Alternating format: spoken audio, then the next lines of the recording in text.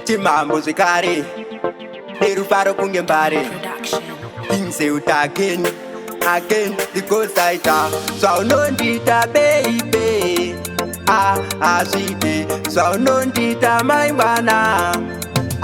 azvide dai ndakaziva ine mai mwana musi wekutanga ndisina mbokuchiva iwe dai ndakaziva ine baby musi wekutanga ndisina kumbokuda iwe unondiitisa unondipikisa baby unondirwadzisa iwe unondiitisa unondipikisa baby unondirwadzisa wakuyekita lavhasi drama kunge farasipi rudo rwaindivimbisa baby ruri kupi hausi expensive baby uri chipi kunge doro mudiwa wanditaka nesipi varungu vakati love is blind ndaisaziva kuti baby une dirty mind wakonzeresa kuti nini ndiite refined tikanzi tidzokorodza handidi rewind dai ndakaziva ine mai mwana musi wekutanga ndisina mbokuchiva iwe dai ndakaziva ine baby musi wekutanga ndisina kumbokuda iwe unondiitisa unondipikisa baby unondirwadzisa iwe unondiitisa unondipikisa baby unondirwadzisa ndaitoshuwira zvimwe tichagara tiri tese mumambure rudo baby tichapinda tese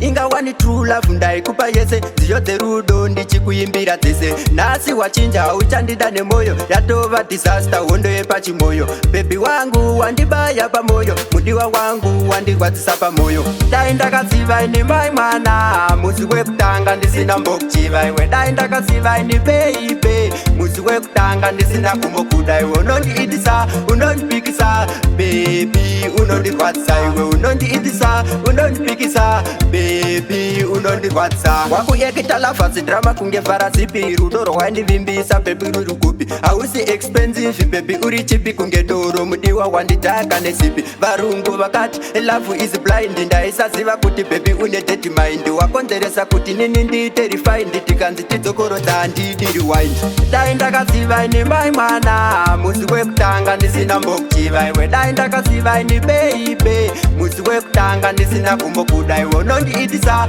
unondipikisa baby unondirwadzisa iwe unondiitisa unondipikisa baby unondirwadzisa dai ndakaziva ine mai mwana musi wekutanga ndisina mbokuchiva iwe dai ndakaziva ine baby musi wekutanga ndisina kumbokuda iwe unondiitisa unondipikisa baby unondirwadzisa iwe unondiitisa unondipikisa baby unondirwadzisa